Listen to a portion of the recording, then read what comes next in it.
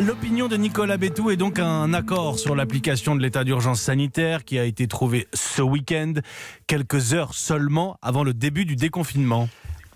Et oui, et s'il y avait urgence, c'est parce qu'il fallait absolument régler la question de la responsabilité de tous ceux, maires, directeurs d'école, chefs d'entreprise, qui risquent d'être traînés devant la justice par ceux employés municipaux, profs, parents d'élèves, salariés aussi, qui estimeraient que leur retour à une vie plus ou moins normale met leur santé en danger. L'alerte avait été donnée il y a 15 jours à peu près par l'Association des maires de France, présidée par François Baroin, et par le MEDEF, qui lui aussi demandait des clarifications. Clarifier la situation, ça veut dire quoi ? Les exonérer de leurs responsabilités ?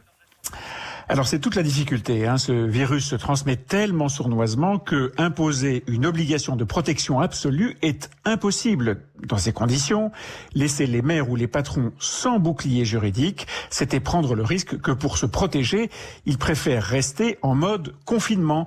Pas d'ouverture ou si peu pour les classes, les ateliers, les bureaux, pas de relance en somme. Mais à l'inverse, les exonérer totalement, outre que ça pouvait les inciter à aller trop vite ou à négliger les précautions élémentaires, eh bien c'était surtout donner le sentiment que les décideurs seraient protégés. Un peu comme si on les faisait bénéficier d'une sorte d'amnistie préventive. Exactement, et ça n'a d'ailleurs pas raté. Dès que les parlementaires se sont emparés du sujet, les réseaux sociaux se sont déchaînés.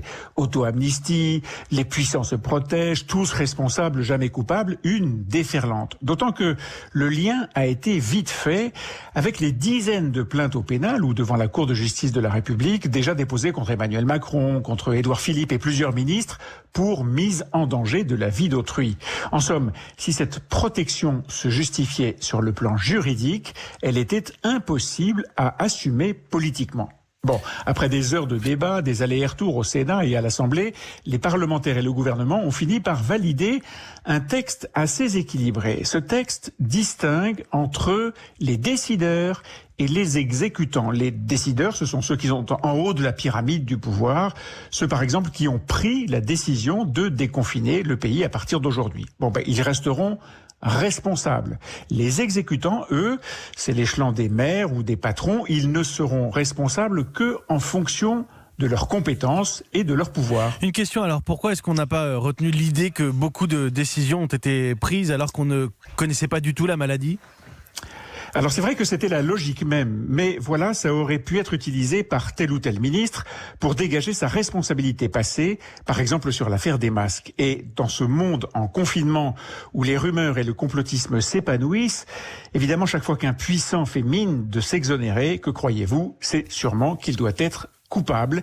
Et là, dégâts assurés. Merci Nicolas Bétou, directeur du journal L'Opinion, votre édito tous les matins sur Europe 1 juste avant 8h.